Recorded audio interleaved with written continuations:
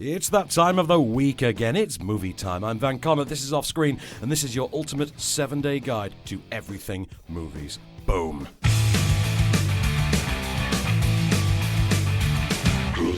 Welcome to Off Screen. I'm Van Connor. I'm joined this week by friend and fellow film critic, man I love very dearly, Mr. Calvin Prickett. Welcome to the new show. You've not been on the new show. I've not been on the new show, no. It's always a delight to come on. Yeah, I've not had you on here in ages. I've No. had you on any show in ages. It's been disastrously long, but it's nice to be back. Nice to be back in the saddle. Yeah. So, Mr. Prickett, let's talk this week then, because obviously we've only got 3 films to cover. So we're going to talk about, we need 3 films to cover. We've only got 2, so we're going to talk about Hobbs and Shaw again this week, because you've had the pleasure. Yeah, I am more than happy to talk about Hobbs and Shaw. How good is Hobbs and Shaw? It's a goddamn delight. It really is, isn't it?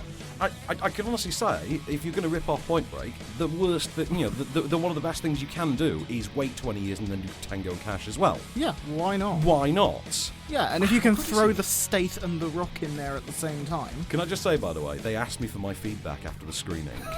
And I gave them the usual, faux poster quotes, because you always hope that they put you in the marketing campaign. Yeah. And it wasn't until days later when I did Me Movies that I came up with one that I really wish I had put in there, and that was, this movie rocks and states.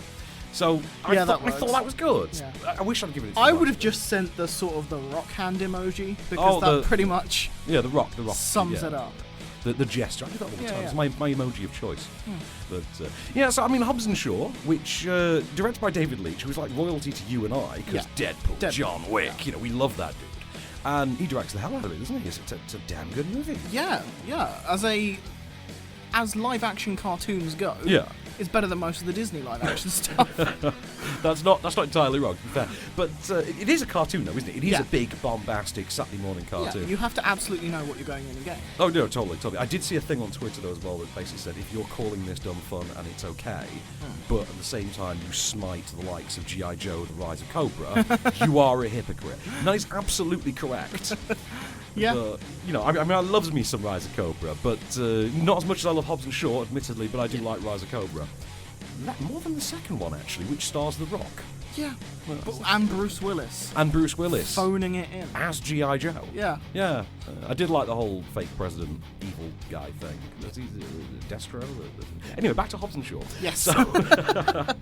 So Idris Elba. Stay on target. Yeah, big fan of Idris Elba in this movie. Oh, yeah. And he's Black Superman. Yeah, and his BDSM suit. He's just amazing.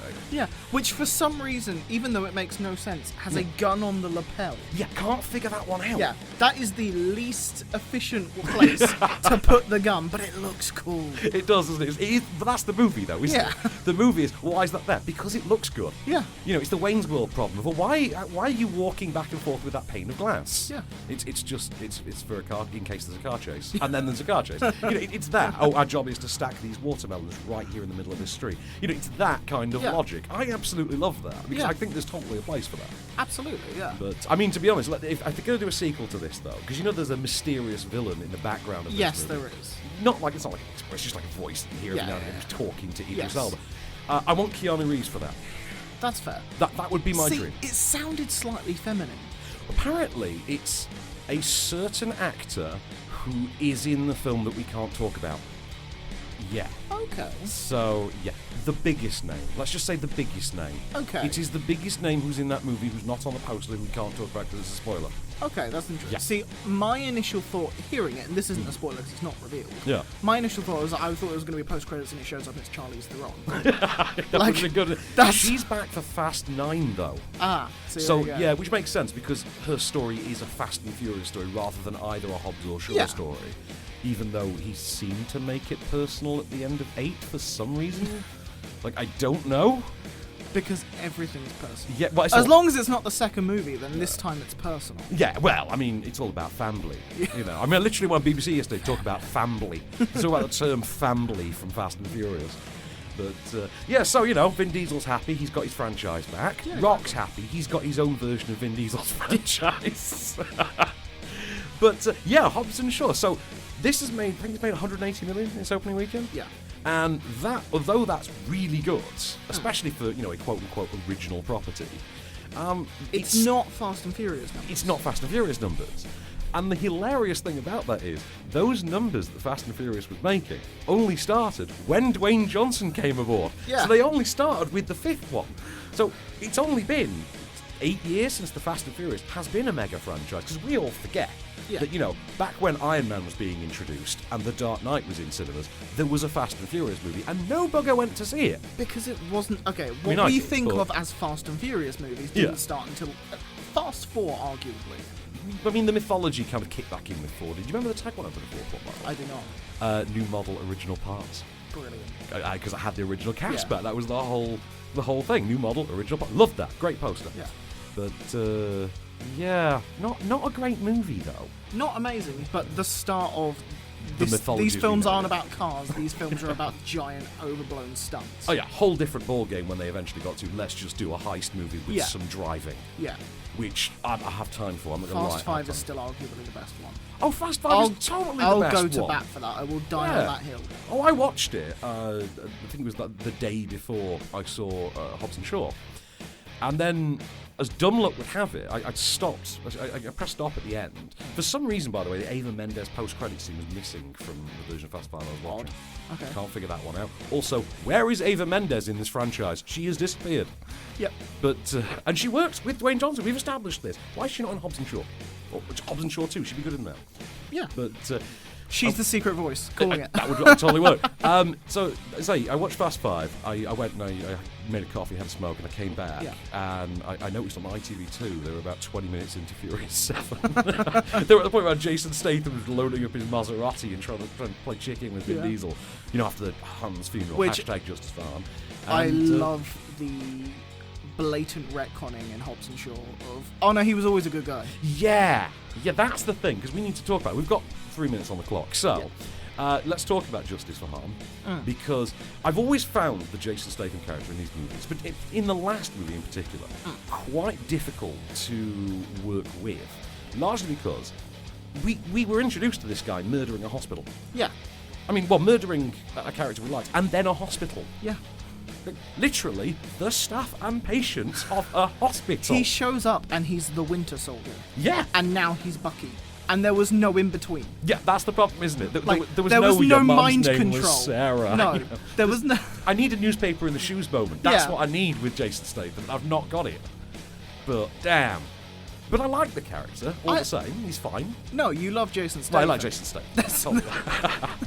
But let's not forget, this is a movie in which we are asked to believe that Vanessa Kirby and Jason Statham are roughly the same age. I mean, I looked it up. I think she's 31. Right. She's 31 or 32 thereabouts. And the Stath is. 52. Yeah. So, I mean, he looks bloody good for 52. He doesn't look 52. To be He fair. doesn't look 52. You could argue she's 30 and he's 40. Yeah, I mean, Jason Statham has always looked 38. That's his permanent age. He looked 38 when he was 15. Yeah. You know, it's just Statham's look. It's like Clint Eastwood. There was never a young Clint Eastwood. Statham. Clint Eastwood was always 70 years old. That's how this was. Morgan Freeman was never young. No. No. Morgan Freeman came out of the womb at 40. Samuel L. Jackson didn't even bother growing hair when he was a baby. He just kept it that way because he already Samuel L. looked. Jackson is 70. I know, right? That's not right. I know he's an old dude. It, He's busy too. I mean, he never stops. man never stops. Although his age does explain the amount of golf he plays. Yeah. So, yeah. Although, did you ever see that thing? He apparently turned around and said, Donald Trump, terrible golfer, always cheats. Yeah. Yeah. And when Sam Jackson's saying that, you know it's right. I trust Sam Jackson. I've never met him, but I trust him in my I life. trust Sam Jackson. Maybe not on a couple of his outside of the Marvel choices, let's just say. Although I did love him in Kong Skull Island. Listen, the man loves the paycheck. The man does love a paycheck. I don't know if do you remember when we went through that phase where he was just in every direct-to-DVD movie that was out and every movie that hit cinemas? Yeah. Although, another name should be in Hobbs and Shaw. But, Oh, God. by the way, is the narrator of Hobbs and Shaw, is that Kurt Russell?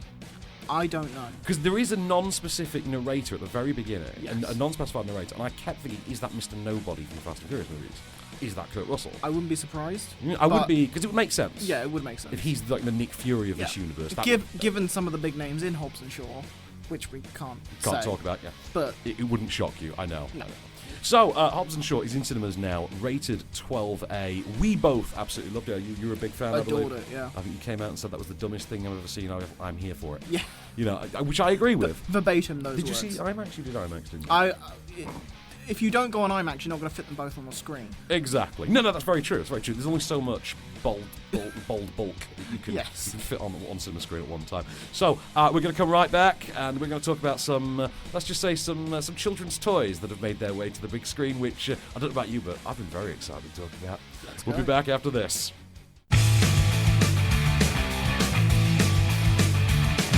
Welcome back to Off Screen. I'm Ben Comet. Joining me, Calvin Prickett. So, Mr. Prickett, let's look at the films that are coming our way this week. And let's start with, well, remember the Lego movie? I do, and it was wonderful. It was wonderful. Do you remember when the Lego movie was announced, how you reacted? Incredibly cynically. Yes, as did I. So I had a very specific vision of what I just assumed would be the thing they would put out for a Lego movie. Yeah. And then we got the Lego movie, and it was awesome. Yeah. Yeah, I mean, literally everything was awesome. It was this generation's Toy Story. Yeah. It kind of There's was. no getting away from that. All right, the franchise may have died ever so slightly on the vine since. Because it turned out ain't nobody wants a Ninjago movie. But, I mean, really, who was that for? And they were really adamant about making it as well. Yeah, they were. Like, yeah. apparently it was a big thing. Like, Lego and Warner Bros. Argued about it. I'm not going to complain. We got the Lego Batman movie out. Yeah, the Lego Batman movie is probably the best Batman Bane movie. is feeling warm and fuzzy. I love the Lego Batman movie in... much the same way that I think that Into the Spider-Verse is the best Spider-Man movie. Absolutely. You know what I mean? It's kind of like that.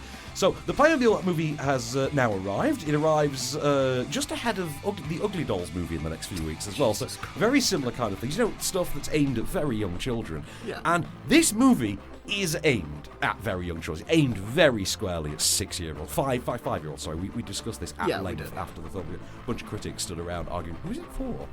And we try to work out the exact age of the person, and I think we de-aged it. It was like, oh, it's meant for a 9-year-old. Maybe it's not a 9-year-old wouldn't watch it. No, 6-year-old. No, 6-year-old wouldn't watch it. Okay, 5. We've gone for 5.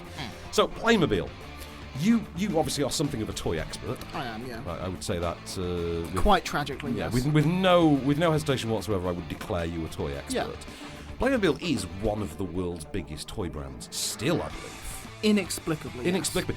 And it's very much a continental Europe thing, Yeah. isn't it? And you get that feeling all the way through this movie, which opens with what I can only describe as a Disney Channel musical version of the setup for Taken, in which, instead of Maggie Grace, you now get Anya Taylor-Joy, who's whipping a passport around, bouncing on the bed and doing a musical number, talking about how she's going to tour the world. She ain't following U2, though, thankfully. And Gabriel Bateman from the Child's Play remake is her younger brother. He plays the Liam Neeson part. And then in the middle of the musical number, there's a knock at the door. They're told their parents have been killed. Flash forward 4 years, and this, I tell you, it just goes on and on. It really does. It goes on and on. And it's terribly camp and awful and cloy and patronising to even a 5-year-old, I think. But the idea is, it's 4 years later, she's kind of skipped college to be a sort of, would-be single parent, effectively, to her younger brother. He runs out in the middle of the night, happens upon the New York Toy Fair. Of course he does. And because he's mentioned it exactly twice in the previous 15 minutes, they get sucked into the world of Playmobil, which then works effectively like a CBeebies version of the Lego movie. I've got a clip for you that sets the tone. Whoa. Easy, tough guy. Just looking for my brother. Marley, it's me. You look weird. Where are we? What's going on? Charlie? Yeah, Marla? You're not you. I know. I feel different. Yeah. You look different.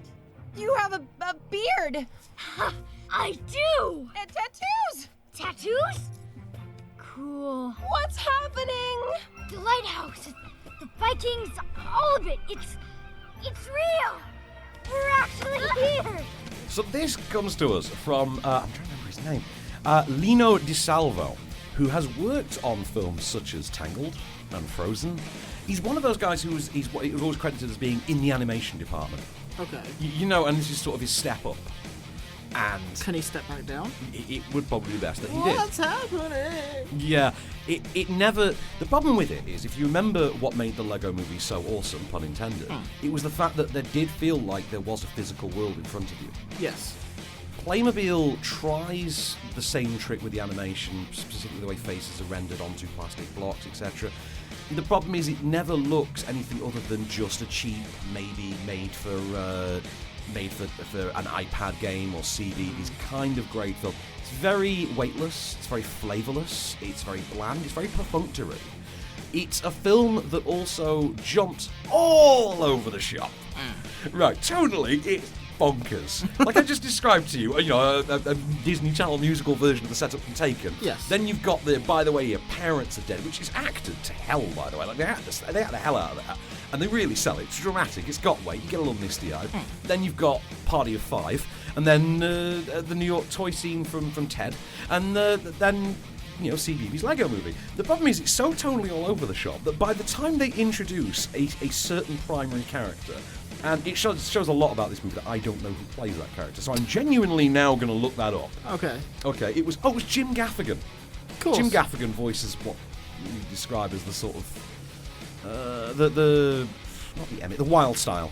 Okay. The wild style of this movie is played by Jim Gaffigan, who only serves to prove that if you slap a beard on any Playmobil human, they look like Haley Joel Osment.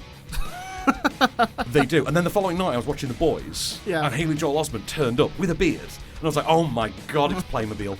And yeah, totally. But the film is so tonally bizarre, so totally all over the shop, that at one point when they introduced Jim Gaffigan's Haley Joel Osment character, I assumed he was a drug mule.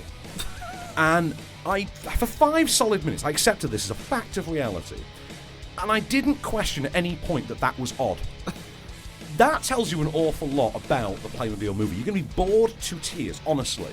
You will fall asleep because nearly everybody in that screening did at some point. I got to one of the men's room at some point.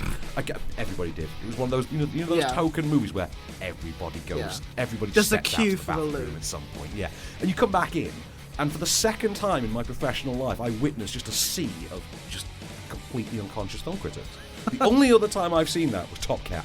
Wow. Top Cat Begins, I think it was. Wow. So, let's talk really quickly there. Don't see it. If you've got young kids, just drop them off at the cinema and come back 90 minutes later. Just stay home and watch the Lego movie. Sorry, 100 minutes later. 100. Call it what it is. Yeah. Let's talk then about Blinded by the Light, which is out this week. This is a new movie by Gorinda Chadha.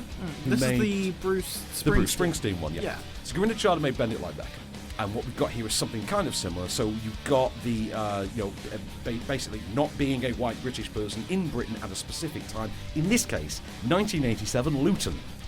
Oh, Jesus. Yeah, which you and I know very well. Yeah. And according to this movie, Luton has not changed since 1987. No. Except there was I think there were more Nazis in 1987. So this stars Vivek Kaira as a young boy who... He's in sixth form. He's trying to pursue a career in writing. That's his dream. He's trying to find his voice. He writes lyrics for his childhood best friend, and he's introduced by a new friend to the work of Bruce Springsteen, which literally, like you say, the title is Blinded by the Light. This is him seeing the light. He discovers himself, and it leads to a friendship between him and his new English teacher, played by a ginger 1980s period-specific Hayley Atwell. And yeah, I know. And yes, as great as you think. Honestly, she's wonderful in this. She's delightful. And I just want her to be the teacher in everything. I just want her to be in more things. Yeah, there is that. I mean, is she not now just like a sort of cooler Anna Friel? I mean, I've always called her that, but... All I want is a live-action Thunderbirds movie with Hayley Atwell as Lady Penelope. Sold, done. Yeah, I would see that, definitely. Yeah. Okay, so I've got a clip of our young man being dropped off at school by his religious, very culturally tunnel-visioned father. The tone for this is just great. First day, start at the top and stay there. Study hard, so you don't have to work in a factory like me all your life. Yes, Dad. If you want to succeed, look for the Jews in your class. Do what the Jews do. They're very successful people. I think that's a bit racist, Dad. It's the truth. Oh, hey! Hey, you're here to study, okay?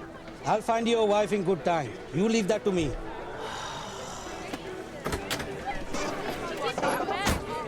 And remember, stay away from the girls. Follow the Jews! God, I thought my dad was embarrassing at school.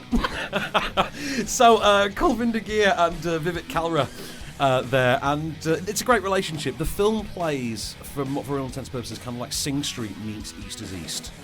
I was a very big fan of it. I loved it from end to end. There was stuff in there that was personal to me. There's certain racial things in there that I found a little kinship in. Yeah. But I tell you, I laughed, I cried, I cheered. When the movie was over, I was punching the air. I thought it was a genuinely wonderful film. I think this might be one of my favourite films of the year. Which naturally means no one's going to see it. Oh, clearly. Yeah. So no one's going to see it because it's good. Yeah. So, Hobbs and Shaw needs more money. That's what it is. For my money, infinitely better than Bend It Like Beckham. I feel like this has... I say in that way that I think Sing Street is an unappreciated gem. I think this has that going for it as well. This will be an unappreciated gem. And make no mistake, though, it absolutely is a gem. Just the music in it. I didn't know going in that I knew as much by Bruce Springsteen as I did. Yeah. He's clearly one of those artists where actually there are at least 10 more tracks that you don't know are by Bruce Springsteen originally. I lived with an American girl for a year. She did an English paper on Bruce Springsteen. He was playing all the time, and I know so many of his songs. It's unreal. And the worst thing is, I like so many of them. I do, right? They're really good. So, Blinded by the Light, which is in cinemas this Friday, which is the 9th. That's rated 15. Playmobil is rated U for very, very good reason. Maybe drop the kids off at the screen that's showing Playmobil. You just go and see Blinded by the Light. Trust me, it's best for all concerned. We want to give a shout out to our friends at Runway East, where we record this show. They're on a mission to provide the world's best office space for startup teams, and they're doing pretty damn well at it. I'm partial to the roof garden myself. They're in London Bridge, Soho, Moorgate, very zen places to work. Give them a peep at runwayea.st. That's runwayea.st.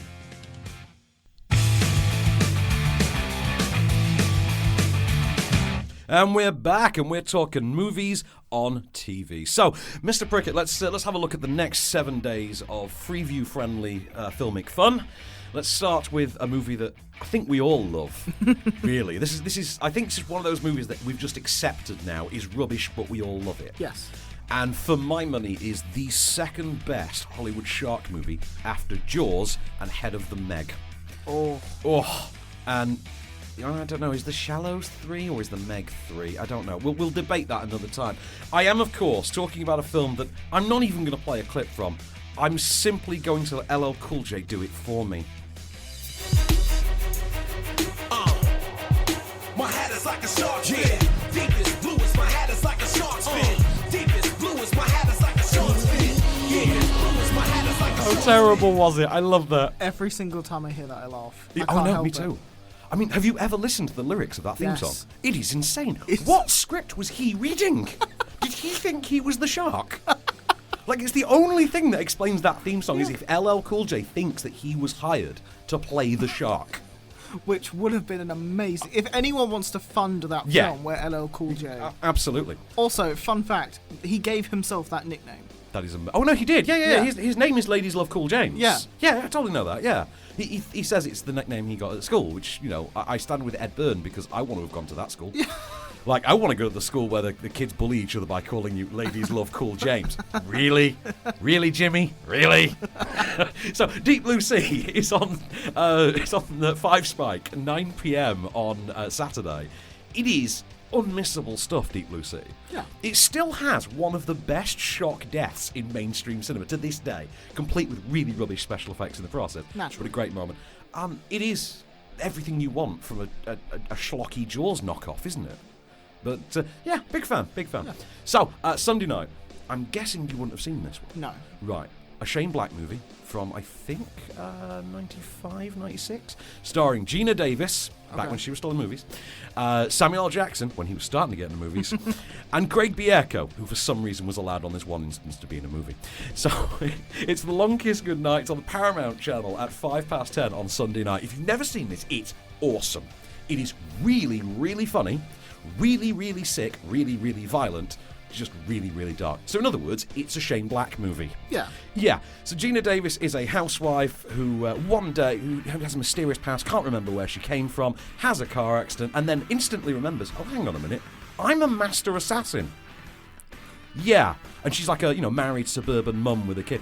She teams up with a private eye, played by Samuel L. Jackson, right about the point that assassins start coming out of the woodwork to kill her. This is genuinely her being taken into an alley to be... She's been separated from Samuel L. Jackson, and a rival assassin has taken her into an alleyway. This is how that goes down. So Perkins wants me dead, huh? What's the rush? Why don't you just go away and come back at midnight? Shoot. Hey, honey, this is a real big gun. This ain't no ham on rye, pal. What the hell are you doing? Saving your life. I would have been here sooner, but I was thinking up that ham on rye line. You think I can't take him? Now you probably scared the other ones away. What up? Headhunters, Nimrod. They don't travel alone. Were you always this stupid, or did you take lessons? I took lessons. Hey, What? I still got this gun.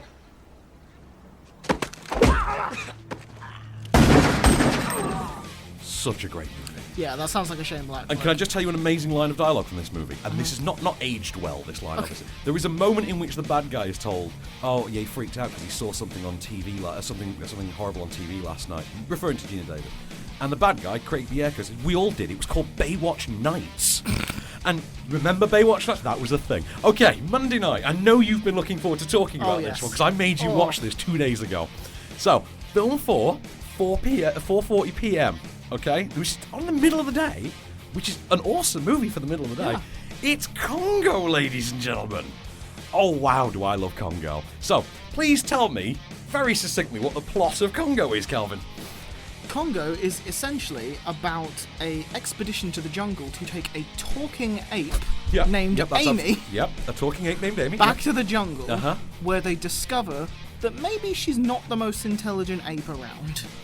Really? That's how you interpreted this movie? They find it's all about a lost city of Zinj, which is Zinj. You have to say it in that. I'll tell you what. Hang on. It's about the lost city of Zinj and evil killer monkeys and diamonds and lasers. This is all based on a monkey named Amy who's got like a sensor on her arm so that when she does sign language she talks. And she only does 2 actions, which is hilarious. Yeah, she only moves her arms 2 ways, but she can speak the entire English language. Yeah. Ugly word man. Amy, tickle. Tickle me. So, but I've got the best moment from the entirety of Congo right here for you, because I know you want to relive this. Mr. Homoka? Oh. Stop eating my sesame cake. Stop eating my sesame cake! Delroy Lindo there, and Tim Curry.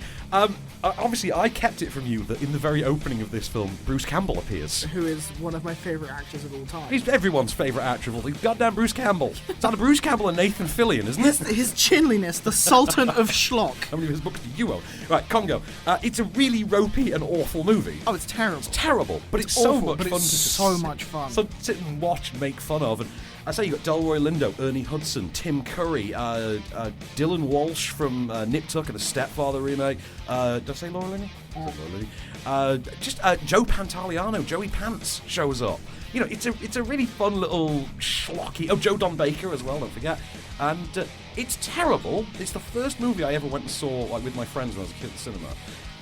It was a really awful attempt to try and replicate the success of Jurassic Park. God knows what they were thinking. Do see it. Watch it for Ernie Hudson. Oh, yeah. Some of the greatest lines in cinema. But he's got that sort of that African-British accent, hasn't he? Yeah. But, I'm your great white hunter, but I happen to be black. Yeah, but I happen to be black, yeah. He's amazing in that movie. Anyway, okay, so let's move on to Tuesday Film 4, 6:55. Volcano. You must have seen this a dozen times. It's one of those ones that got shown on Channel 4 all the time when I was a kid. Yeah. Volcano. I remember the War of the Volcano movies of 1997. Yeah, I've seen some things, man. Like when Volcano went up against Dante's Peak, and then we had to deal with Deep Impact and Armageddon the following year. Man, those were tough times. You picked a side and you stuck with it. I was a Volcano guy, and I'm really glad I was. It's a great movie. It is of its time. It's a brilliant 90s disaster movie. And it's one of the only times that Tommy Lee Jones really works in a popcorn, as the hero of a popcorn feature. Also, remember when they would let Anne Heche be the female lead and things? Takes a geological event to hit a million hours of war in 3 hours. Oh my god. Okay, so let's move on to Poltergeist, which is on Wednesday night on 5 Star. This is the 2015 version, I should stress, not the good one, not the good original. This is the pretty okay Sam Rockwell remake, which is creepy. It does work, it's creepy. It's not awful. It's not anywhere near as good as the original Tobe Hooper version, / Spielberg, depending on who you ask. But, it's a decent, run around the block. It's fine if you're doing nothing else. Exactly. Thursday night, though. Film 4, 9 p.m. One of my favourite movies of all time. One of the great Leonardo DiCaprio performances. Yeah, and also one of the great Jonah Hill performances as well. Absolutely. So, it's The Wolf of Wall Street. And it just comes up on this show a lot, The Wolf of Wall Street, because I'll never stop recommending that everyone watches The Wolf of Wall Street, which is about, Jordan Belfort, the world's most corrupt stockbroker, who was, he fleeced everybody alive and then got to sell pens in conferences. Yeah. So, I'll tell you what, here's a clip of him, John Bernthal, and Jonah Hill strapping money to a Swiss woman. What about her family, right? I mean, they all got Swiss passports, right? I mean, she's got parents, she's got a brother, right? Brother's got a wife. That's 5 people. 6, 7 trips, boom. They're all Swiss nitwits like her. They'll do it. Hey, don't forget about my money. I'm sorry, what's that? Yeah, I forgot to tell you. He's got some My money. I got a couple mil coming in like a week. Yeah. And when it gets in, I'll give you a call. You come pick it up. You give me a call. When it gets here, I'll give you a call, and you'll come pick it up. Well, we don't work for you, man. Shh. Sweetheart, you have my money taped to your boobs. Okay, technically you do work for me. I love, by the way, that they actually did edit that clip. Like, before they released it, they edited the clip for the word boobs, which just does not sound natural at all. Wolf of Wall Street, what's left to say on it? I love it. It's one of my favourite Scorsese movies. My favourite of all time, by the way, the Cape Fear remake. But yeah, Film 4, 9 p.m. If that seems like it's too early given its content, it's because the movie's about 4 days long, and they need it over by midnight. I mean, it'd be 9 till 12 just without adverts, wouldn't it? 3 hours long. Something like that. But yeah, so, okay, one last one to take us to the end of the week. Friday night, ITV2, 9 p.m. Bridesmaids, one of the funniest movies of this decade, I think. The movie that made Melissa McCarthy an overnight star, for which we should all be eternally grateful, because we got Jason Statham doing comedy out of it, thanks to Spy. So boom, we brought all this full circle. And there it is. So that's 7 movies for 7 days, for 7 brides, for 7 brothers, which isn't one of the 7 movies. We'll be back with some DVDs and streaming. And we're back, and this time we're taking it to the couch. So, shiny discs. Let's talk shiny discs, Mr. Prickett. So, films coming our way this next week, which is going to be Monday, August the 12th. So, your DVD releases for this week, because DVDs always appear on Mondays, naturally. Let's talk then. Shazam. God, I love this film. I know. First DCEU movie I have genuinely enjoyed end to end. Didn't like the end of the last third of Wonder Woman. Thought Aquaman sucked. And see, I like Aquaman more than you do, but I can get on its level. I'd rather have been waterboarded. I'd rather have been drowned, fittingly, than watch Aquaman. I thought it was so dull. I thought it was delightfully stupid, so I was fine with it. It's the kind of film which takes pains to absolutely make sure you're aware that there's an octopus playing the drums. Yes, it does. So... I mean, aside from that little thing, I mean, my personal favourite moment of Aquaman was when he when Jason Momoa turns to Amber Heard. I was going to say turns to the female lead. It's like, Amber Heard, just say Amber Heard. When he turns to Amber Heard, says, "By the way, what's your name?" And you're like, dude, not only have you spent half of this movie with this person, she was in 2 other movies before this that you filmed stuff with, so we know they've met. One. Justice League. Just Justice League. Just okay, Justice so League. one other movie. Yeah. In which it was established you knew her. I mean, really? All this time. Never mind. Beside the point. Anyway. So Shazam's brilliant. Yes, Shazam's amazing. Zach Levi, who I turned down a signing with Zach Levi when I was in New York. That is wrong. I turned it down You're to wrong. go on the NBC tour. No, you're which wrong. I adored. Look at me. Yeah, I know I'm wrong. I'm sorry. Thank you. I'm sorry. I failed. It's good. I'm sorry. So, it's all good. We cuddle? Yeah. Okay, good. He's so Right. good in this film. He's great, isn't it? It's the ridiculous padded muscles. Yeah. He's just got that lantern jaw thing down, but he's still likeable and animated in that way that he kind of was in Chuck. Yeah. But I don't know how Zach Levi is not a bigger star. I thought he should have exploded popularity-wise after Tangled. Yeah. But, hopefully it'll be this. Shazam, so very fun movie about Billy Batson, a teenage orphan who's in a foster home, who gets imbued with the powers of a wizard, which happens to give him the strength of Solomon, Hercules, all the wisdom of Solomon, strength of Hercules, something like that. And they all spell Shazam when he says Achilles, Zeus, something like Mercury is one, isn't it? Yeah. When he says Shazam, of course, there is lightning from the sky. He explodes into a full-grown adult superhero man. He turns into Captain Marvel. Copyright lapsed. So he does. I tell you, we've got a clip of him figuring out not how to switch that power on, but how to switch it off. Hey, covering her mouth if you're gonna kidnap her is not gonna make her less scared, okay? Darla, it's me, it's Billy. I know I don't look like me. A wizard made me look like Maybe this. don't start with the wizard, it's just gonna make her more confused. Some old guy brought me to a temple, and he made me say Shazam. Rosa! Verbally triggered body manipulation properties? You can switch by saying Shazam! Listen to me, Darla, you cannot tell anybody about this, alright? But it's Billy. He's a hero. Yeah, but if a supervillain finds out that he's a hero, that endangers us, okay? A hero's loved ones are like the perfect bad guy target. Is she even good at keeping secrets? Moderate. No. Oh, God. It's got real charm to it, real charm, real heart. Yeah. The stuff with his sort of adopted family, I thought was absolutely tremendous. Yeah. It's pitched perfectly. It's just so charming. It really so is. heartfelt. It is. It's in many ways, it's kind of the perfect comic book movie. It is everything that this entire genre should be. It is somehow a better Superman film than Man of Steel. Imagine that. Yeah, it turns out that if you actually set these things in daylight and use Technicolor, they actually are amusing and entertaining. Imagine that. Who would have thunk it? Big shout out for Jack Dylan Grazer in this movie. Steals the show. He does steal the show. He steals the show in everything, though. I'm a big fan of this kid. I was a fan of him in It. Yes. I was a fan of him in, it's called Me, Myself and I, when he plays the younger iteration of a character that Bobby Moynihan and John Larroquette then play simultaneously. Really, really great movie. And Mark Strong is the villain as well. Just really love it. And also finally getting redeemed after Green Lantern. Yeah, he finally got a DC villain that works, also, just how dark and nasty does this get? There is one scene in a boardroom which would have terrified me as a 6-year-old. Oh, yeah. It's Ghostbusters in the fridge stuff, Yes. isn't it? Yeah. So let's talk then about Pet Sematary, which got remade this year, hits DVD this week as well. A new version of the Stephen King story. This one, I think, does take more cues from the live-action adaptation than it does the original novel. Shuffles a couple of details around specifically as regards which child dies. But the plot, have you ever seen Pet Sematary? Yes. Right. Well, my girlfriend has read the book. She has, yes. We had this discussion. And I've seen bits of the original. Aha. Well, in the new version, same plot. It's Doctor moves to small town. It's going to be Maine, isn't it? Because it's a Stephen King story. It's always bloody Maine. Anyone seen Steve? He's in Maine. Anyway, he moves into this quiet country house to get away from the city. He happens to be on a busy road because let's not be foreboding at all. There's a pet cemetery in the forest behind their house where if you bury a dead pet, they will come back to life.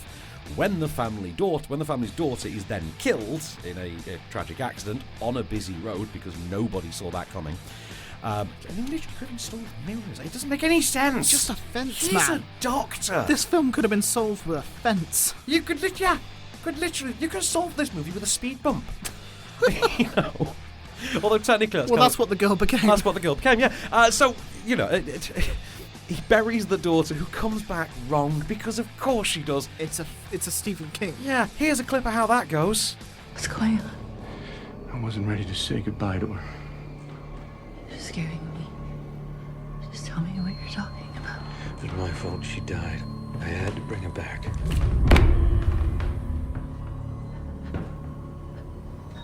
There's a place rage deep in the woods, beyond the pet cemetery. It brings things back. Are you happy, Mommy?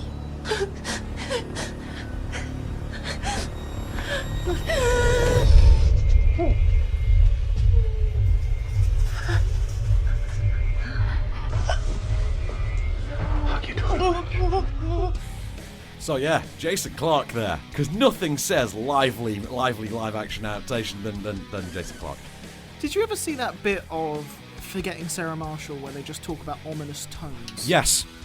Yeah, I'm a big fan of the ominous tones thing. I've used it for years. Yeah. Yeah, definitely. I see what you mean there as well with the ominous. Very much, it is one of those movies as well.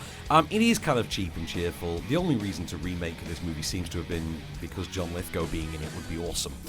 And John Lithgow being in it is awesome.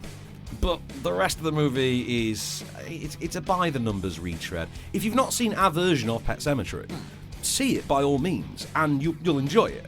If you've seen Pet Sematary before, then you're not going to get anything new out of this. It's your standard off-the-rack remake. It's like an Amityville, like the Amityville remake that Ryan Reynolds was in, for instance. Same movie. It's just we've just updated the visuals a little bit. Yeah. You know. So let's talk about talk about being of our time, shall we? And go over to streaming to look at a film that's appearing on Netflix next Friday, which is the 16th. Let's talk about the new opus from Mr. Marlon Wayans. Yeah. He's really making a go of this Netflix thing, huh? Yeah. So on the back of Naked, he has brought us Sextuplets. Which is for people for whom the Medea franchise is too highbrow. I agree entirely. This is literally... I mean, there's no plot to this other than he's an adopted guy who discovers he's an orphan who discovers he actually has 6 siblings, right? 6 siblings? 7 siblings. 6. 7? Sextuplets would be 7 so siblings 7, altogether. So he would have 6. Yeah, he has 6 siblings. And they're all played by Marlon Wayans, and they're all parodies type things. It's, like you said, it's just Norbit, isn't it? It's just Norbit. Norbit. I mean, it looks abysmal. It looks awful. Well, it's just the laziest stereotype. There's a fat one. There's a nerdy one. There's a girl one. There's a sort of pimp one, who's like a wheeler dealer with who's balding, and it's very by the numbers Marlon Wayans shtick, isn't it? I never thought I'd say this, but I almost miss the wit and insight of Little Man. And that is really saying something. So yes, the Sextuplets, which looked awful, but I'm sure it's just going to be one of those so bad you have to see it movies. Yeah. Rather like Naked was. Or Little Man. If you're on Netflix, there are infinitely more better things you could watch. Well, yes. Just right there. There's that fireplace. Just move the cursor to the right. Just... Hey, look, I'm all about Hassan Minaj. That's it for me. That's my Netflix title of choice. Is any episode of Patreon. But I introduced you to that, didn't I? Yes. You did, yeah. You're welcome. Thank you. So Sextuplets, Marlon Wayans, Netflix, Friday the 16th. Enter at your peril. I mean, I'll watch it. I got to know. I got to know, sir. Good grief, you have too much time on your hands. I do indeed. So, that just gives me time to thank Mr. Prickett for joining me this week. Calvin Prickett, ladies and gentlemen. Join us next week when Mr. Tarantino's back. Did you know? Ooh. Yeah, and this time he's taking it to Hollywood. We've also got the live-action debut of Dora the Explorer next week in The Lost City of Gold? Or was it just The Lost City? I Dora cannot tell you how little they care. Well, I mean, it's not like you have to write a lengthy review critiquing the sexuality of the child's character depicted. I mean, well, I'm not a 70-year-old writer for the Hollywood Reporter. Exactly. What kind of maniac would do that? That is insane, by the way. Let's see, what else have we got next week? Good Boys is next week, which I had the pleasure of seeing last night. It is not embargoed, so I am allowed to say that it's pretty decent. Oh, good. It's what you expect. Yeah. But it's pretty decent, and the rest of it, you'll love it. You'll remember being 13, being 12, 13, I was literally texting all friends. It's like, you've got to see this movie. This was us as kids. It's absolutely great. And yes, I was the little, I was the How many husbands does she have? I know. So Mr. Prickett, thanks for joining me. We'll be back next week with some Tarantino, some Good Boys, some Dora, some fun. In the meanwhile, this has been Off Screen. I've been Van Connor, and we shall be back.